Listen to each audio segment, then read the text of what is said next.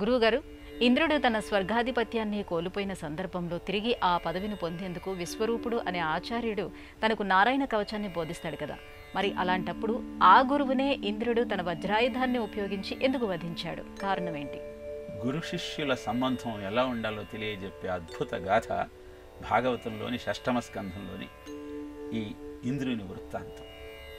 ఇంద్రుడు స్వర్గాధిపత్యాన్ని కవివశం చేసుకుని విజయగర్వంతో విర్రవీగుతున్న సమయంలో ఆ సభలోకి బృహస్పతి, ఇంద్రుడి గురువు, ప్రవేశిస్తాడు. అధికార మదంతో ఉన్నటువంటి ఇంద్రుడు గురువు వచ్చినప్పుడు లేచి నిలబడి అర్ఘ్యపాద్యాదులిచ్చి సన్మానించాలన్నటువంటి ఇంగితాన్ని మరిచి అలానే ఆసనంలో కూర్చుంటాడు. బృహస్పతిని గౌరవించే ప్రయత్నం చేయడు.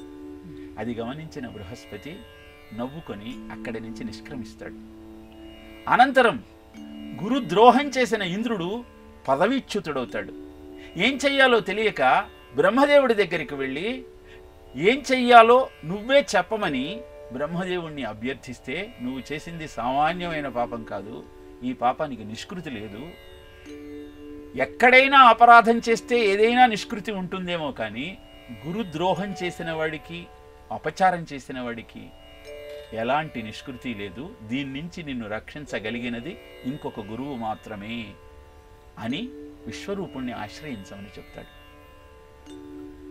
విశ్వరూపుణ్ణి అభ్యర్థించినటువంటి ఇంద్రుడు విశ్వరూపుడి యొక్క కృపకు పాత్రుడయి నారాయణ కవచాన్ని ఉపదేశంగా అందుకొని అద్భుతమైన శక్తియుక్తులతో తిరిగి దానవుల మీద దండయాత్ర చేసి స్వర్గాన్ని కైవసం చేసుకుంటాడు.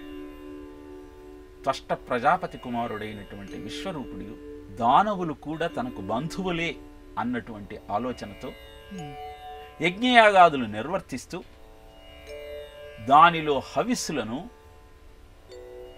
దానవులకు కూడా ఇస్తూ ఉంటాడు. ఇది గమనించిన ఇంద్రుడు ఆగ్రహోదగ్రుడవుతాడు.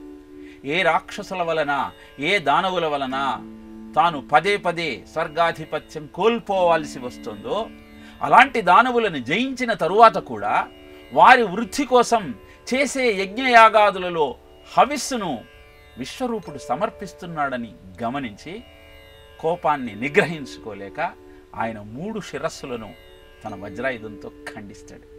గురువు ఆపత్ సమయంలో తనకు సహాయం చేశాడు అన్నటువంటి ఇంగితాన్ని కూడా మరచి అలా విశ్వరూపుణ్ణి వధించినటువంటి ఇంద్రుడు తిరిగి మళ్ళీ పదవి భ్రష్టుడవుతాడు.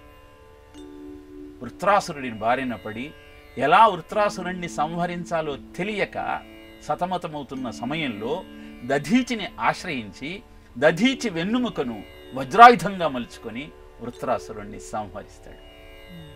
ఈ కథంతా పెద్దలు ఎందుకు మనకు చెబుతుంటారు అంటే, గురువు ఎప్పుడూ నిన్ను అనుగ్రహించటానికి అపారమైన కరుణామూర్తిగా సిద్ధంగా ఉంటాడు.